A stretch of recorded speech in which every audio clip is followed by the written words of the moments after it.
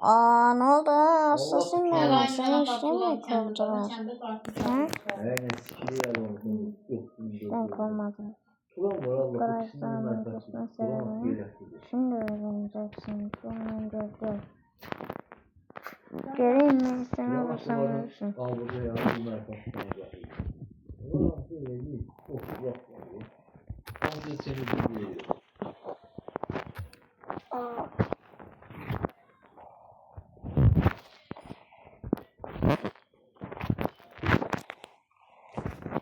Zerre de birbirimize ne işten meşgulüyor?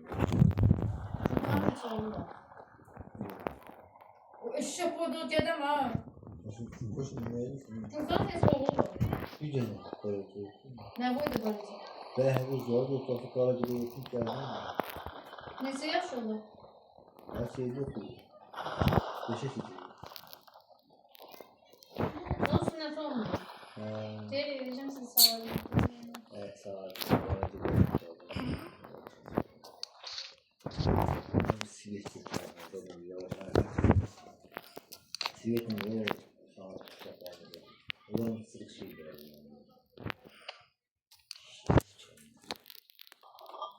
Yolçum oluyor. Yolun makaronlu bari. Onun ayağım. Yaxşı bilirsən, ənədən kəsək. Nə də kəsək?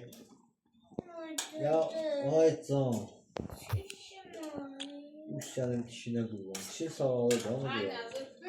Sen niye ağrıyor? Limonlu kahvede döşədi günleriyle sana. Cem bir sen nereden ağrıyor? Ha.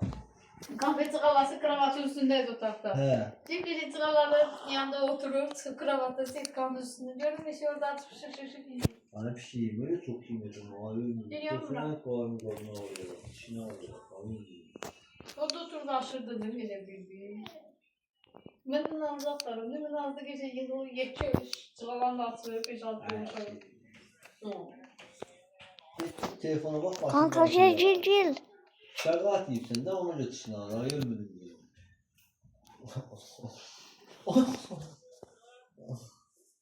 Hani buradan Gel kanka cil. Aynen üstünden. Ay inmeyeceğiz. Ha? İnmeyeceğiz. Vay sonra bizim yatarız.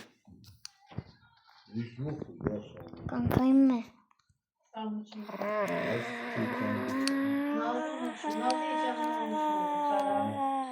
Yeter. O hiç yok ya anlamamış falan.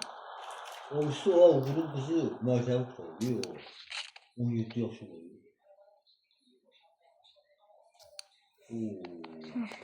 Nasıl geçiyor? Bir garip. Nasıl? Bir ağır sarı saç şimdi geldim yok uydu mu? Şey bir de sen de sağ ol başka iyi ondan ben öyle gördüm. O da hasta bir geldi. Kuşağın. Türkan mı? Ne oldu şimdi? Türkan mı? Sevan. O yanlış okuyacak. Hasta benim yani. Ha? Maya. Ne kadar daha kırılmış şey de zaten. Nihayetinde ne oldu? Gelip uşaklı gelmeli. Yok. Ona geçen uşaklı gelmeli. Türkan değil siz. Uşaklıydı o. Gerçekten bir